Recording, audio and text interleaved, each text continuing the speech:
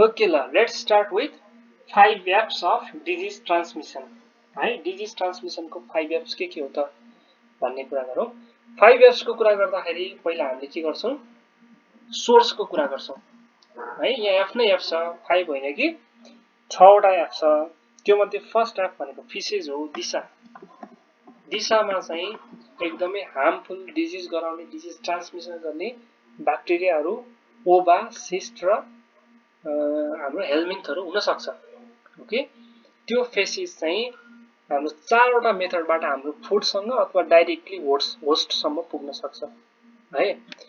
एउटा दिशा डाइरेक्टली खानामा मिसिन सक्छ कहिलेकाहीँ, जस्तो एउटा अनप्लिजेन्ट रुरल सिचुएसन अथवा भनौँ नपढेका नलेखेका मान्छेहरूको सिचुएसन गरौँ, अथवा कसैले जानी जानी जस्तो गरिरहेको बारीमै दिशा गर्यो, अथवा भनौँ बागमतीको पुरै दिशा मिसिएको पानीमा हाम्रो खानेकुरा गाजर मुलाहरू धोएर ल्याइदियो भनेपछि डाइरेक्ट फिसेज इन्टु फुड भयो है। त्यो एउटा सिचुएसन भयो। अर्को फिसेज टु फ्लुइड्स, पानीमा है। फ्लुइड्स भनेको पानी भन्न खोजेको, ओके, पानीमा मिसियो। अर्को फिसेज इन्टु फिल्ड, काम गर्ने ठाउँमा दिशा छ अनि त्यही हामी फेरि काम गर्न गयौँ, ओके, हिँड्यौँ बस्यौँ, बाटोमा गयो दिशा। फिल्ड भनेको जमिन, ग्राउन्ड भन्न खोजेको बेसिकली।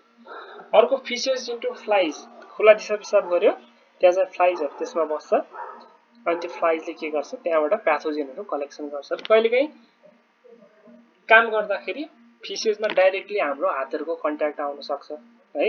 बारीमा होला अथवा कहीँ ढलहरू मिसिएको होला अथवा कुनै त्यस्तै कामहरू गर्नुपर्ने होला, जस त्यहाँ के भयो त हाम्रो कन्ट्याक्टमा आयो भनेको फ्लुइड, फिल्ड, फ्लाइज र फिङ्गर, यो 4वटा भयो है। फ्लाइज भनेको झिँगा भयो, झिँगा मात्रै होइन र अरू खाली आर्थ्रोपोडहरू पनि हुन सक्छ, ओके, कुनै इभन जनावरै पनि हुन सक्छ, उनीहरूले ल्याउन सक्छन्।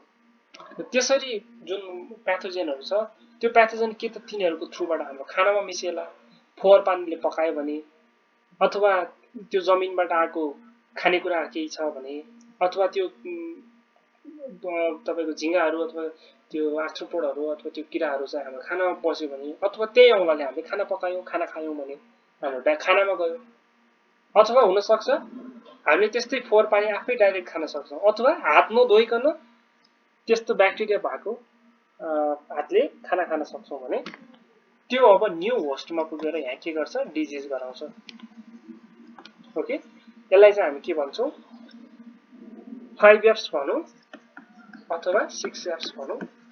द एप्स अफ डिजिज भनेको यो चार्ट हो है त।